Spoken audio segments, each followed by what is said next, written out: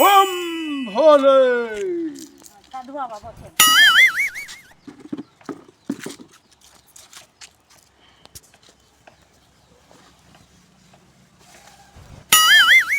মা তোর অনেক দুঃখ কষ্ট চলছে, তোর সময়টা ভালো যায়নি। দেখি মা তোর হাতটা দেখি।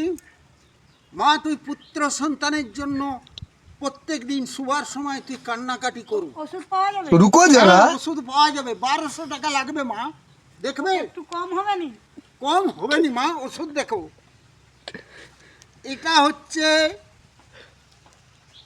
কি বলতো পাতাটার নাম, এটা লাগ বললে জোড়া লেগে যায় আর ছাড় বললে ছেড়ে যায়। এর ওষুধ তোমাকে নিতে হবে। আর এই সিকেড়িয়াটা তোমার বাম হাতে বেঁধে রাখতে হবে। 600 টাকা দিলে মা আমি দিয়ে দেবো, আর কম করতে পারবো না মা। তাহলে আচ্ছা দাও, পয়সা দিয়ে। अच्छा এর অনেক টাকা আছে মনে হচ্ছে।